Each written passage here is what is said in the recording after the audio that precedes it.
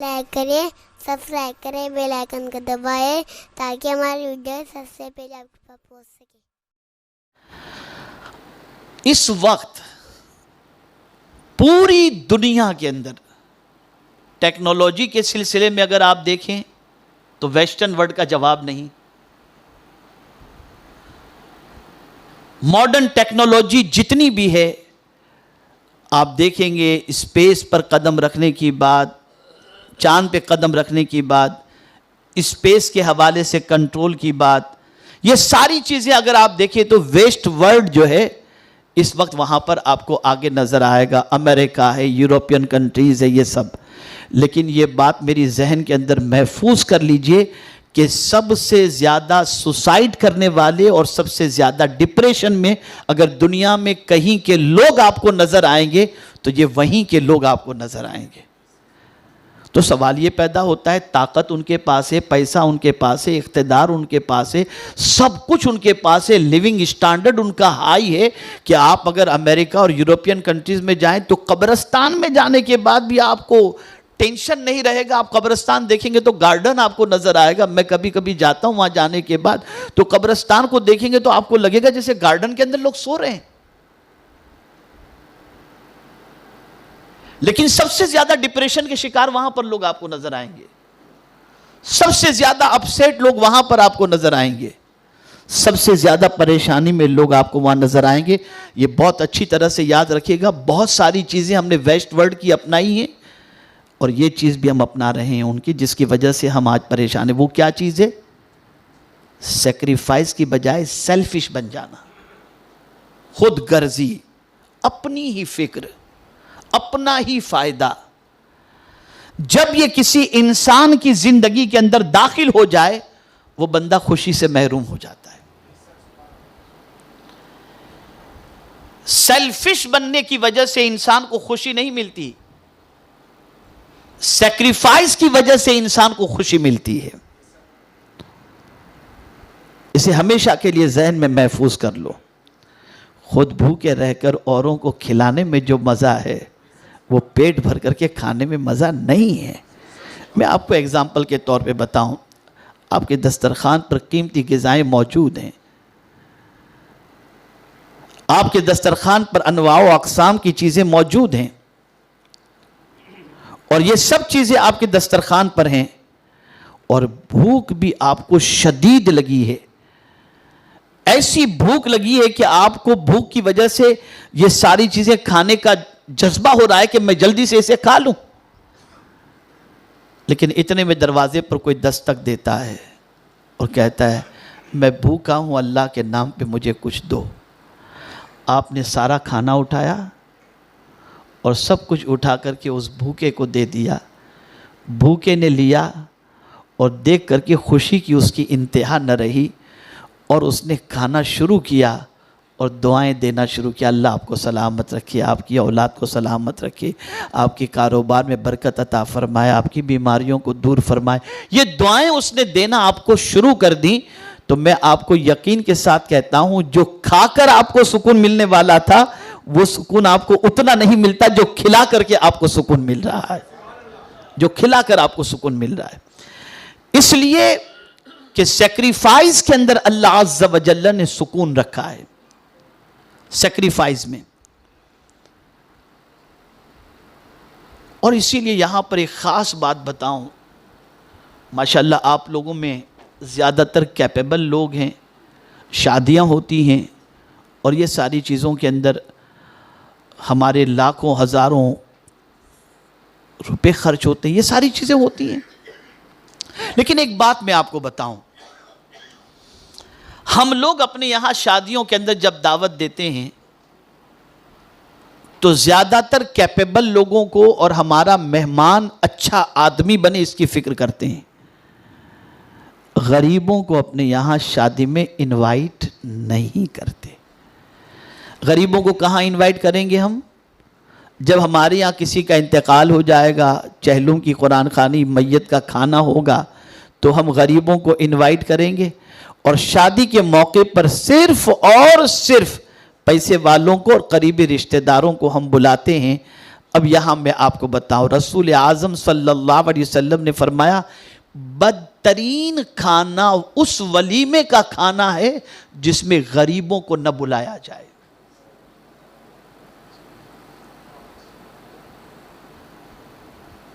ولیمے کے کھانے میں غریبوں کو بلاؤ۔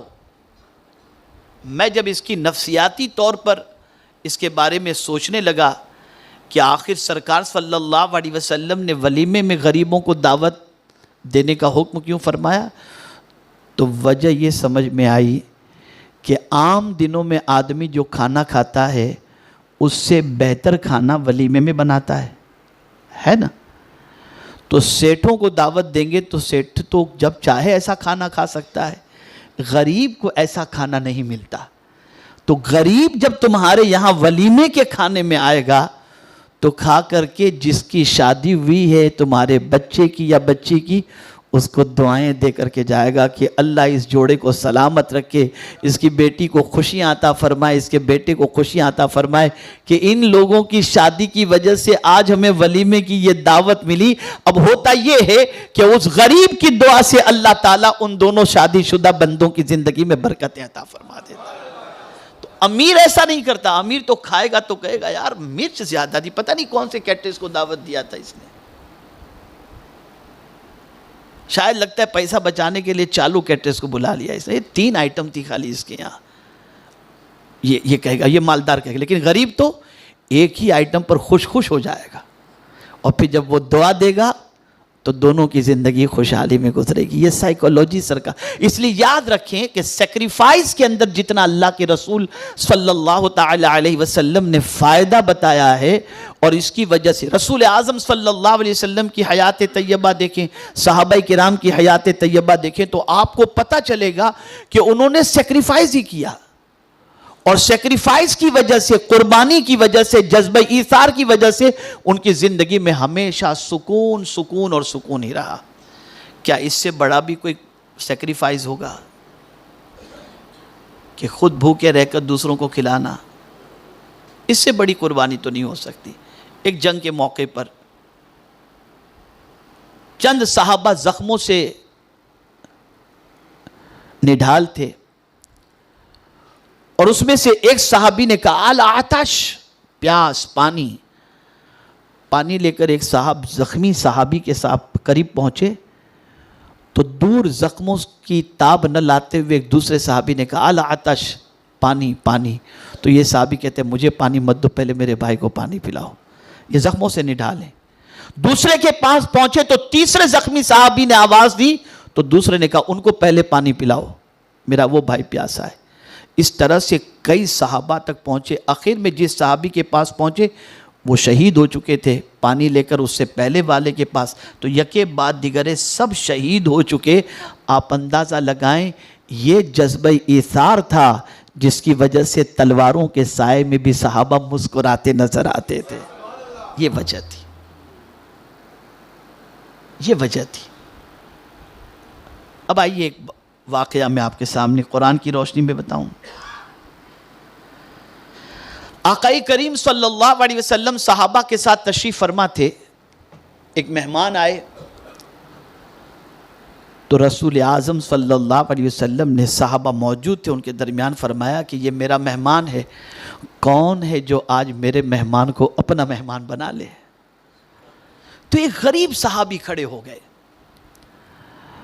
اور وہ غریب صحابی کھڑے ہو کر عرض کرتے ہیں یا رسول اللہ صلی اللہ تعالی علیہ وسلم، آج آپ کے مہمان کو میں اپنا مہمان بناتا ہوں۔ سرکار نے اپنا مہمان ان کے حوالے کر دیا۔ وہ حضور صلی اللہ علیہ وسلم کے مہمان کو لے کر اپنے گھر کی طرف جا رہے تھے، اور راستے میں سوچ رہے تھے پتہ نہیں گھر میں کھانا ہوگا بھی کہ نہیں، اتنے غریب تھے، وہ اتنے غریب صحابی تھے کہ ان کو خود ڈاؤٹ تھا کہ میرے گھر میں آج چولہا جلا ہوگا کہ نہیں جلا ہوگا، لیکن بس یقین تھا چلو لے جاتا ہوں، جو بھی ہوگا حضور کے مہمان کو پیش کر دوں گا۔ اس نیت سے چلے، گھر کے دروازے پر دستک دی، بیوی نے پوچھا کون، اپنا نام انہوں نے بتایا، اور ساتھ میں ایک مہمان کو لے کر کے آئے یہ انہوں نے بتایا۔ دروازہ کھولا گیا، مہمان اور وہ صحابی گھر میں داخل ہوئے۔ مہمان خانے میں سرکار کے مہمان کو انہوں نے بٹھایا اور خود جو ہے اپنی بیوی کے پاس پہنچے۔ اور بیوی سے کہا کہ آج ایسا معاملہ ہوا کہ محفل میں ہم بیٹھے ہوئے تھے اور بھی کئی صحابہ تھے، حضور صلی اللہ علیہ وسلم نے فرمایا آج کون میرے مہمان کو اپنا مہمان بناتا ہے، تو میں نے یہ ذمہ داری اور یہ سعادت میں نے قبول کر لی، اب میں حضور کے مہمان کو لے کر کے آیا ہوں، ذرا یہ تو بتاؤ گھر میں کچھ کھانے کو ہے کہ نہیں؟ بیوی مسکرائی، بولی کہ دیکھیے ایسا ہے کہ اپنے 2 بچے ہیں اور کھانا اتنا ہے کہ میں نے ان 2 بچوں کے لیے بنایا ہے اور 2 بچوں کو ہو سکے اتنا ہی کھانا ہے، آپ کے ہمارے لیے تو کچھ کھانا گھر میں ہے ہی نہیں کہ بنا سکیں۔ تو بولے اب حضور کے مہمان کا کیا کریں؟ کہا گھبرانے کی بات نہیں ہے، بچوں کو بہلا کر سلا دیں گے اور حضور کے مہمان کو کھانا کھلا دیں گے، حضور کے مہمان کو کھانا کھلائیں گے۔ اب وہ صحابی کہتے ہیں اپنی بیوی سے کہ یہاں کا دستور یہ ہے کہ مہمان تنہا کھانا نہیں کھاتا، میزبان کے ساتھ بیٹھ کر کے کھانا کھاتا ہے، اگر میں بھی کھانے میں شریک ہو گیا تو سرکار کے مہمان تو بھوکے رہ جائیں گے۔ کہا اس کا بھی علاج میرے پاس ہے۔ کہا کیا علاج ہے؟ کہا علاج یہ ہے کہ کھانا جب دسترخوان پر رکھا جائے تو میں دیے کو تیز کرنے کے لیے آ جاؤں گی، لیکن یہ تیز کرنے کی بجائے دیے کو بجھا دوں گی، اندھیرا ہو جائے گا، آپ خالی منہ ہلاتے رہنا، حضور کا مہمان پیٹ بھر کر کے کھانا کھا لے گا۔ اب آپ اندازہ لگائیں اس طریقے سے انہوں نے سرکار کے مہمان کو کھانا کھلایا۔ صبح ہوئی، رسول اعظم صلی اللہ علیہ وسلم کی بارگاہ میں وہ صحابی پہنچے تو اللہ کو اس صحابی کی قربانی اتنی پسند آئی کہ پروردگار نے وحی الہی لے کر کے حضرت جبریل امین کو بھیج دیا اور آیت کریمہ نازل ہوئی وَيُؤْثِرُونَ عَلَىٰ أَنفُسِهِمْ وَلَوْ كَانَ بِهِمْ خَصَاصَةٌ۔ اللہ اکبر، اپنی ضرورت کے باوجود بھی جن لوگوں نے اپنی ذات پر دوسرے کے لیے قربانی پیش کی، قرآن کہتا ہے کہ وہ شخص کامیاب ہے۔ وَمَن يُوقَ شُحَّ نَفْسِهِ فَأُولَٰئِكَ هُمُ الْمُفْلِحُونَ۔ ان کی شان میں آیت نازل ہوئی۔ تو صحابہ کامیاب اس لیے تھے اور خوش تھے کہ وہ سیلفش نہیں تھے، سیکریفائس تھے۔ اور آج پوری دنیا میں مسلمانوں میں وہی امریکی بیماری داخل ہو گئی کہ آدمی خود غرض ہو چکا، اتنا ہو چکا کہ بہنوں کے حق سے لے کر بیٹیوں کا حق، بھائیوں کے حق سے لے کر دنیا کے انسانوں کا حق مارتا نظر آتا ہے، اور یہی اس کی خود غرضی آج انسانوں کو تباہ کر رہی ہے اور خوشیوں سے انسان کو محروم کر رہی ہے۔ تو یہ بات یاد رکھیں، خوشی حاصل کرنی ہے تو سیکریفائس کا جذبہ رکھو، جذبہ ایثار۔ یہ تیسری چیز ہے۔ خوش رہنے کا تیسرا طریقہ، خود غرض بننے کی بجائے، سیلفش بننے کی بجائے سیکریفائس، آپ جو ہے وہ جذبہ اپنے اندر پیدا کرو قربانی کا، اللہ عز و جل خوشیاں عطا فرمائے گا۔ اب چوتھی چیز، فزیکل کانٹیکس، انسانوں سے ملنا جلنا رکھو، انسانوں سے ملنا جلنا، موبائل کے ذریعے نہیں، فزیکل، جسمانی طور پر، اس سے بھی انسان کو خوشی ملتی ہے۔ اب آپ کسی انسان سے 4 سال تک نہ ملیں اور اس کے بعد اس کی دکان پہ جائیں، کیا بھائی مجھے آپ بھول گئے ہو کیا کوئی غلطی ہو گئی مجھ سے؟ ارے بھائی میں آپ کو ایک چیز بتاؤں، پہلے تو ایسا تھا کہ کسی بہانے انسان ملنے کے لیے چلا جاتا تھا، شادی ہے گھر کے اندر تو دعوت نامہ لے کر اس کے پاس پہنچ گیا کہ بھائی ہماری بچی کی شادی میں آنا ہے، بھائی کی شادی میں آنا ہے، بیٹے کی۔ اب تو یہ سسٹم بھی ختم ہو گئی، شادی کارڈ بھی موبائل پر آدمی بھیج دیتا ہے۔ فزیکل کانٹیکس جتنے بھی کم ہوں گے، انسان خوشی سے اتنا ہی محروم رہے گا، اسے ذہن میں رکھیے گا۔ فزیکل کانٹیکس بہت ضروری ہیں، انسانوں سے ملنا جلنا رکھنا بہت ضروری ہے۔ اسی لیے حضور صلی اللہ تعالی علیہ وسلم نے ارشاد فرمایا، اپنے بھائی کو 3 دن سے زیادہ اپنے سے جدا نہ کرو، ان کو تنہا نہ چھوڑو، یعنی ایک دوسرے سے کم جدائی کا پیریڈ 3 دن ہو، اس سے زیادہ نہیں، ملتے جلتے رہا کرو۔ اور اسی لیے اسلام میں دن میں 5 مرتبہ جماعت کا اہتمام کیا گیا ہے، تاکہ جب تم ایک دوسرے سے ملو گے، نماز کے لیے جاؤ گے، چہرہ اترا ہوا ہوگا تو کوئی پوچھے گا بھائی طبیعت تو ٹھیک ہے, کیا بات ہے تمہارا چہرہ اترا ہوا ہے؟ موبائل پر تھوڑی نظر آئے گا. کیا آپ کس ٹینشن کے اندر ہیں؟ تو کوئی آدمی کسی سے خیریت پوچھ بھی لیتا ہے تو اس کو خیریت پوچھنے کی وجہ سے آنسو نکلنے شروع ہو جاتے ہیں, اور پھر آدمی اپنے دل کا بوجھ اس کے سامنے ہلکا کر دیتا ہے, نتیجتاً وہ بندے کو تھوڑی سی راحت مل جاتی. تو فزیکل کانٹیکٹس اسے بڑھائیے آپ, اس سے آپ کو خوشی ملے گی. ہماری ویڈیو کو لائک شیئر ضرور کریے.